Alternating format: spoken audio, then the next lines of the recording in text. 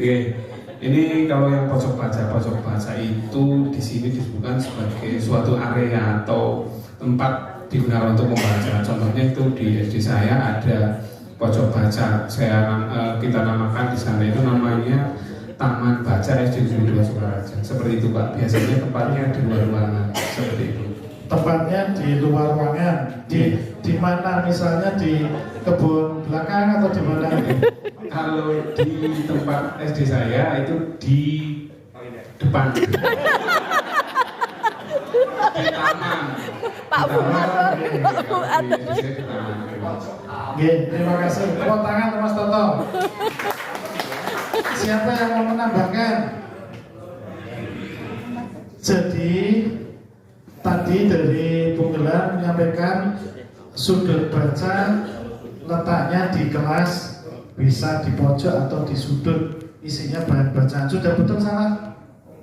Betul Bapak Ibu? Betul. Ya, kalau kalimat kan bisa berbagai macam kalimat, tapi esensinya sama. Kalau pojok baca itu kenapa nggak di pojok Mas Toto? Tadi di luar ruangan. Yang dilaksanakan di SD Negeri 2 Sukaraja ternyata berada di luar ruangan. Ini kita lihat, kita cek wis pas apa urung. Ini lokasi sudut baca bagian depan atau belakang ruang kelas, isi rak berisi buku cetak dan sebagainya. Artinya bahwa kata kunci dari sudut baca ini terletak di dalam Ruangan. Kalau di ruang kepala sekolah, ruang kantor bisa disebut sudut baca enggak? Ya. Ya, bisa. Kalau ruang boleh, termasuk di ruang gudang. Nah itu bukan. Jadi teman-teman, kata kuncinya bahwa sudut baca itu terletak di ruang kelas. Oke. Jadi ditegaskan lagi di ruangan tapi ruang kelas. Kenapa? Memfasilitasi anak yang suka membaca tidak perlu ke perpustakaan tapi cukup di dalam kelas. Tempatnya, wis tak takon bedain pojok karo sudut. Kan bingung. Kenapa kok jenengan bingung? Karena saya dulu ketika pertama pelajari juga bingung.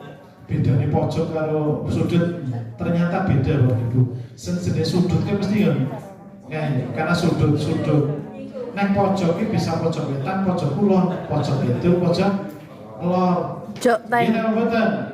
Sana itu bisa pojok, sini pojok, tapi kalau sudut mesti nang pinggir. Ya. Maka kenapa disebut sudut baca? Karena tempat yang paling memungkinkan representatif kan nang pojok, nang sudut. Nang orang nang sudut, nang sebelah kiri misalnya bukan di sudut, mesti mengganggu space ruang untuk belajar. Kecuali sing sekolah muridnya 30 ya. 30 kelas 6 maksudnya bukan satu kelas. Karena ada di tempat kami yang muridnya 30-an ada, jadi garap gawe sudut baca nang arep kene wis ombir banget. Jadi itulah bedanya sudut dan pojok. Hal yang sudah dijalankan antara lain adanya tulisan-tulisan atau teks di dalam kelas, di dinding, di teras kelas. Ya, tulisan di kelas maupun di teras. Ya, kemudian ada sudut baca.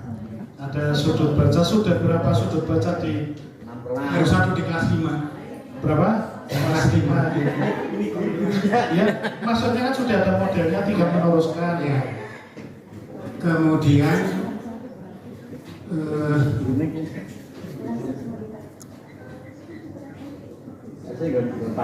oh iya, sebelum masuk pelajaran di luar kelas, sebelum masuk 15 menit sebelum pembelajaran diadakan hafalan. Oke, itu yang kegiatan aktivitas ya. Yang fokus yang dulu, yang lingkungan kayak teks lingkungannya dulu, yang fisiknya dulu. Tadi sudah ada tulisan di kelas, ada pojok, ada sudut baca, ada mading. Ada mading modern. Oh, iya. Terima kasih. Terus Madeng nang Kemudian yang perlu diingatkan madang nang sanding mading. sudut baca karena baru satu kelas di kelas 5. oke, yang harus ditingkatkan ada jumlah sudut bacanya, terima kasih. Terus Harapannya setiap kelas diadakan sehingga masing-masing kelas ada sudut bacanya, kemudian anak juga bisa membaca pada kesempatannya.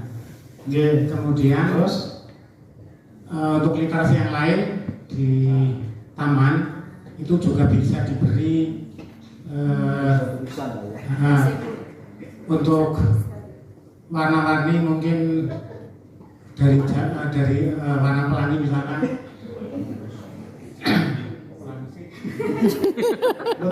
Monggo lanjut saja. Ide kreativitasnya pokoknya dari bocah menarik gitu, anak Diberi bulatan-bulatan misalkan untuk dari taman satu ke taman yang lain dengan warna-warna yang lain. Itu mungkin. Terima kasih. Yang sering kenal tapi kelalen. Mas Rajim, terima kasih untuk Mas Rajim. Mas Rajim pangkal bahagia. Rajim maka bagian setuju. Sudah paham. Paham Mas ini sampai batuk tuh nggak cukup 15 menit Mas. Ada beberapa hal yang ingin saya sampaikan berhubungan dengan hal yang sudah dijalankan, di mana di sekolah kami kalau untuk pojok baca, jujur saja ya Pak, daripada nanti salah. Untuk pojok baca kami memang belum, tapi kalau untuk sudut baca sudah Pak. Sudah berapa? 6 kelas sudah semua? Malah justru di sini ada kendala di mana kami kekurangan untuk ruang kelas Pak. Kami kurang ruang kelas sehingga perpus yang harusnya kami jadikan Cuma semua nanti yang satu paralel Pak. Maka kami memanfaatkan ruang ruang perpus untuk kami jadikan ruang kelas. Memang nggak boleh nolak anak sih, kasihan. Betul sekali. Maka kalau dibilang untuk pojok sudut baca sudah ada, tapi baru sekitar 2 kelas Pak. Karena jumlah anak itu dengan guru sudah sangat mepet. Saya kira tadi kelasnya kan sudut bacanya 7. Sudah ada 2 kelas Ya sudah ada 2 kelas. Berarti yang sudah dijalankan, kami sudah mulai menjalankan untuk sudut baca. Sudut baca Pak, bukan sudut baca. Ya. Kalau pojok mah jarang sih. Ya. Dan hal yang perlu mungkin ditingkatkan untuk kami, berarti kami mengefektifkan lagi untuk ruang perpus. Tapi kami belum tahu caranya karena kami kekurangan untuk ruang gedung baru seperti itu. Oh, sudah dipikirkan Pak Parto. Oke, siap. Di sini mungkin ada Pak Parto ya. Seperti itu Pak. Terima kasih. Assalamualaikum warahmatullahi wabarakatuh. Waalaikumsalam warahmatullahi wabarakatuh. Mas siapa ya kelalen? Mas Dani, sering ketemu tapi kelalen. Tepuk tangan untuk Mas Dani.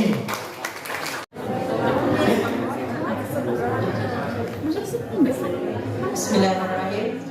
Kami dari kelompok Cokot Bawang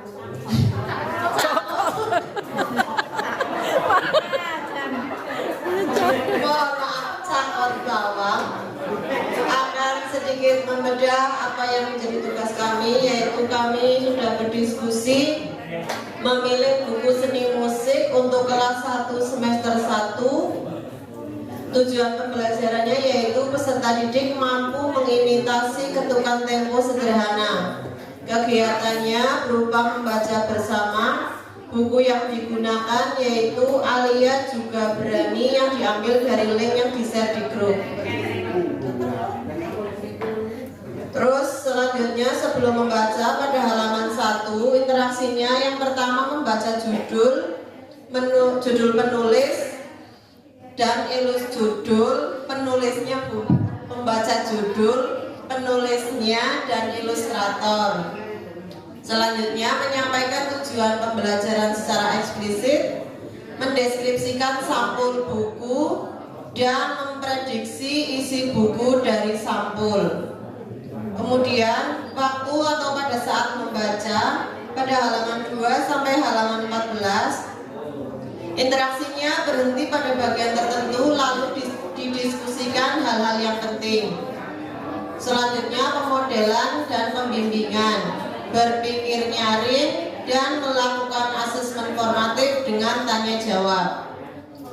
waktu atau setelah membaca pada halaman 14 menyanyikan lagu Balonku Ada 5 dengan tempo tertentu dan menyimpulkan pembelajaran dari buku. Demikian yang dapat kami sampaikan. Terima kasih.